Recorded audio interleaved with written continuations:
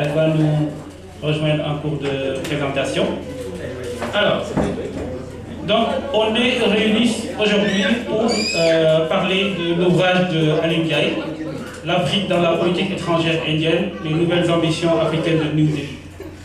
Donc Alioune Ndiaye, moi je ne vais pas le présenter. Donc, pour ceux qui ont l'ouvrage sur la 4e couverture, vous avez déjà une brève présentation. Peut-être juste rajouter ou préciser pour ceux qui n'ont pas encore eu l'ouvrage que Alioune a étudié à Genève, précisément à l'Institut des hautes études internationales. Auparavant, il a étudié à l'Université de Saint-Louis, donc dans la section langue étrangère appliquée. Et puis, cet ouvrage est son premier bébé. Alors, peut-être que ce que je vais rajouter, pour les gens qui étaient avec nous à Genève, je vais juste dire que l'amorce de cet ouvrage, moi je dirais que c'est à Genève en fait. Parce qu'à Genève, notre passion c'était l'Afrique. On passait des nuits à discuter des questions africaines. Et il nous arrivait même de discuter jusqu'à 9h le lendemain, de passer toute une nuit à discuter de ça. Donc vraiment l'amorce, c'était à Genève en fait. Donc, et puis pour dire que voilà, nous avions une passion africaine. Et cela s'est concrétisé avec la publication de cet ouvrage. Bon, j'espère qu'il y en aura d'autres, je suis certain qu'il va y en avoir d'autres. Donc voilà. Et puis, pour ceux qui n'ont pas encore acheté l'ouvrage, je signale qu'il y a des exemplaires là-bas. On peut les acheter et puis Alioune fera la dédicace à la fin de la présentation. Alors, comment on va procéder aujourd'hui? J'ai avec moi, normalement, je devrais avoir des bails. Il y a mon ami Badou, donc à l'extrême gauche.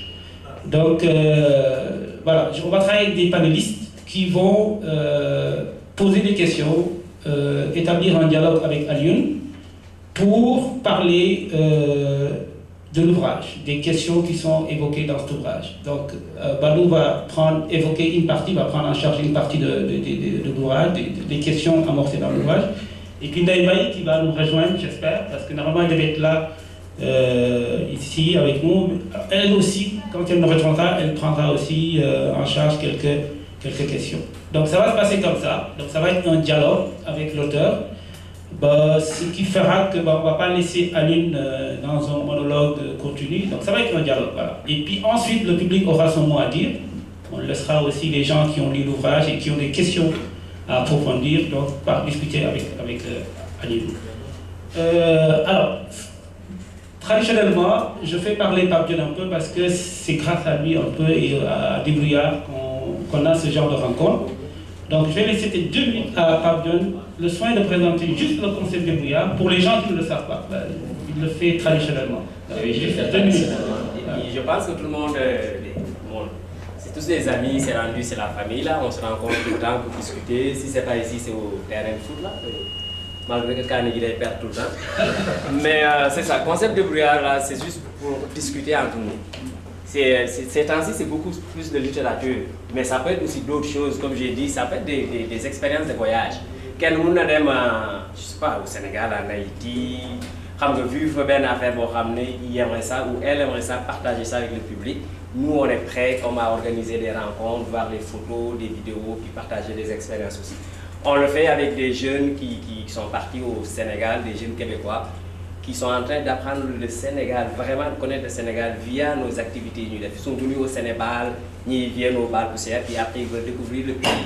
Et on donne même des cours de Wolof entre guillemets, un série qui donne des cours de Wolof, c'est exceptionnel. Bonjour Ndaïbaï, bienvenue.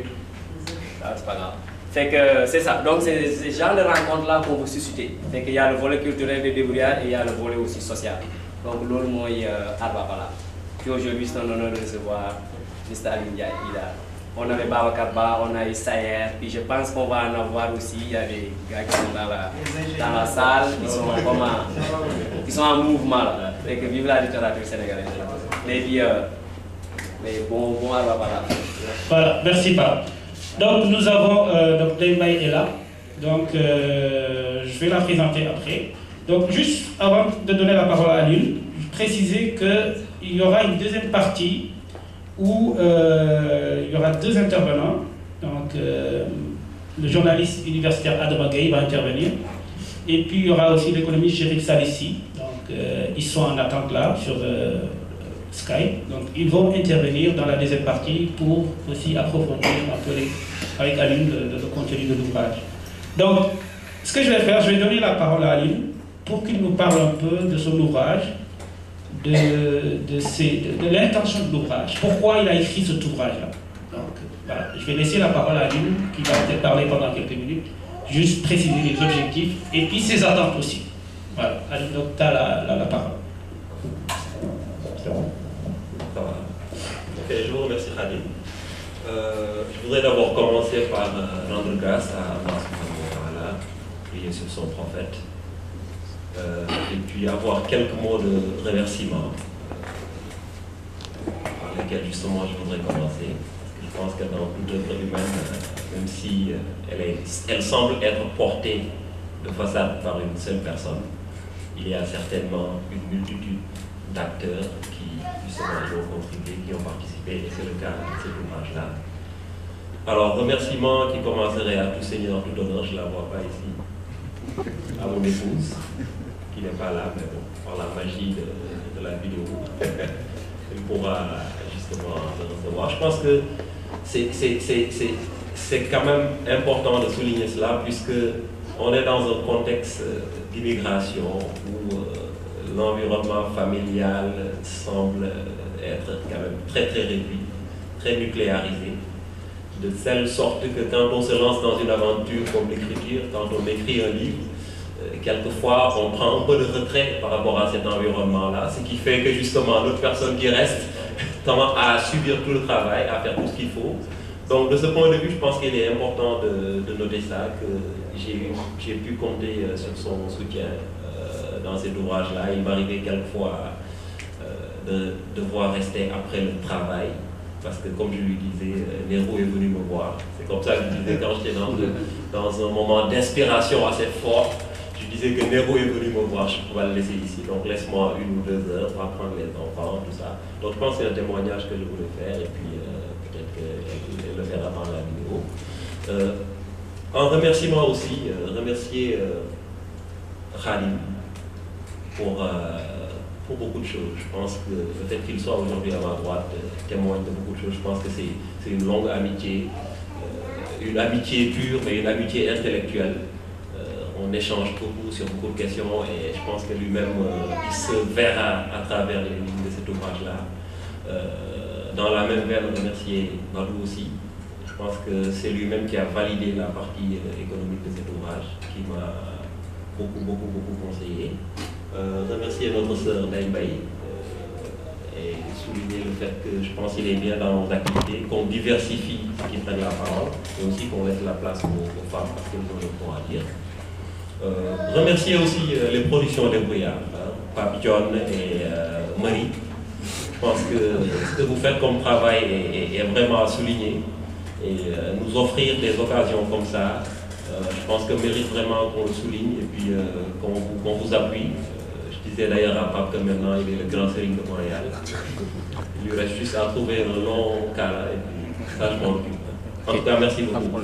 Mais vous remerciez vous aussi pour tous qui êtes venus ici, mes amis de Idara, dont je vois la présence, mes amis de Réumi Canada, dont je vois la présence, mes amis du foot. Remercier tout le monde, les parents, les amis, les cousins, ici, les cousins, tout le monde. Donc, pourquoi ce livre d'abord? Parce que tout simplement, je me suis rendu compte que aujourd'hui, en Afrique, surtout en Afrique francophone, on semble être aujourd'hui obnubilé par la Chine. Tout le monde parle aujourd'hui de l'offensive chinoise en Afrique. Il y a beaucoup de publications qui sont faites là-dessus, il y a beaucoup d'émissions qui sont faites là-dessus. Et on en oublie l'Inde.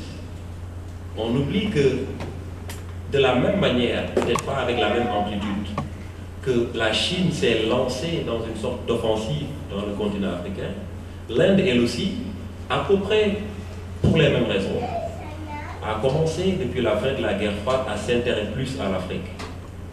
Et donc je me suis dit qu'il est quand même regrettable que nos intellectuels, que la communauté scientifique, que nos universitaires passent outre cette réalité-là, cette réalité indienne qui est en train de prendre forme en Afrique, et dont peut-être la manifestation la plus grande, comme je l'ai dit dans le livre, c'est qu'entre les années 2000 et actuellement, donc 2012-2013, les échanges commerciaux entre l'Afrique et l'Inde sont passés de 3 milliards à 70 milliards de dollars. Je ne sais pas si vous vous rendez compte de ce que ça fait comme progression. Et que d'ici 2015, ces 70 milliards-là, la projection qu'on fait est qu'ils vont atteindre 90 milliards de dollars. Vous voyez? Donc c'est vrai que par rapport à la Chine, dont les échanges en Afrique sont aujourd'hui aussi à 200 milliards, c'est le tiers, mais quand même, une telle progression dénote justement d'une tendance lourde, dénote d'une volonté de la part de New Delhi de jeter ses tentacules dans le continent africain. Et donc, devrons-nous être là à passer outre cette réalité, à l'ignorer, jusqu'au jour où elle se met devant notre figure, jusqu'au jour justement où on commence à en voir les conséquences sans pouvoir avoir aucune réaction de notre part. Donc c'est ça l'objectif du livre. L'objectif du livre, c'est de faire une photographie de la politique africaine de l'Inde, d'aller au plus profond de ce que l'Inde a comme intention, de ce que l'Inde a comme objectif en Afrique. Donc c'est cela. Maintenant, le deuxième objectif, c'est aussi sa part d'une posture militante, comme Khadim l'a souligné tout à l'heure. Je pense que tout jeune Africain qui vit en Occident, qui vit même en Afrique, en voyant l'écart qu'il y a entre les pays où on vit et l'Afrique en termes de développement sur le plan économique, se pose des questions. Et d'autant plus quand on voit que les Africains sont doués du même talent, de la même intelligence que les autres. Et les autres n'ont rien de plus. Donc, qu'est-ce qui fait, justement, qu'est-ce qui explique ce retard-là? Donc, moi, j'ai toujours été dans ce questionnement-là. Donc, je me suis dit, peut-être, dans une posture militante, je pourrais essayer de voir cette nouvelle relation qui naît, comment l'expliquer aux Africains, comment leur faire prendre conscience de cette relation-là, de cette réalité-là, pour que, ensemble, on puisse définir une stratégie qui fait que ce qui nous est arrivé lorsque les Kadamosto et autres débarquaient sur les côtes africaines, on ne savait même pas ce qu'étaient leurs intentions. Nos grands-pères ne le savaient pas. Ils ne savaient pas que ceux-là sont des explorateurs qui viennent prendre les réalités du terrain et qui après vont retourner vers ce qu'ils leur ont envoyé pour leur dire, écoutez, ces gens-là, ils sont comme ça, ils sont comme ça, ils sont comme ça. Donc pour les exploiter, pour les coloniser, il faut passer par-ci, il faut passer par-là. Donc peut-être nos grands-pères, nos ancêtres, en ce moment, n'avaient pas une idée des relations internationales, ce que c'était. Mais nous, avec notre formation, avec notre expertise, avec notre connaissance du monde, nous n'avons pas le droit de laisser de nouvelles relations naître sans pour autant les connaître, les maîtriser et à partir de là, lancer la réflexion pour qu'on puisse développer une stratégie qui puisse nous permettre de ne pas toujours être les parents pauvres des relations internationales, puisque c'est aujourd'hui la situation de l'Afrique. Donc ça, c'est la deuxième raison qui m'a poussé à écrire l'ouvrage. Troisième raison, j'ai entendu une fois le professeur Abodé Aligien, je pense que c'est lui qui m'a donné encore plus de courage, dit, je pense qu'il faudrait qu'on pense, nous Africains, à écrire plus. Et j'en parlais tout à l'heure à Maïssa, je ne sais pas, je pense que chacun d'entre vous ici présent a un livre dans sa tête, a un livre dans son cœur, a un livre. Donc, ce qu'il nous faut, c'est juste écrire. Écrivons, partageons le peu de connaissances que nous avons, partageons les expériences que nous avons. Et je pense que c'est la somme de tout cela qui va faire émerger une Afrique nouvelle. Pour présenter de manière très brève donc, le livre, j'espère que certains d'entre vous ont déjà eu l'occasion de le parcourir. Ce que j'explique dans le livre, c'est qu'il y a un moment clé dans l'histoire de l'Inde, c'est, je pense, la fin de la guerre.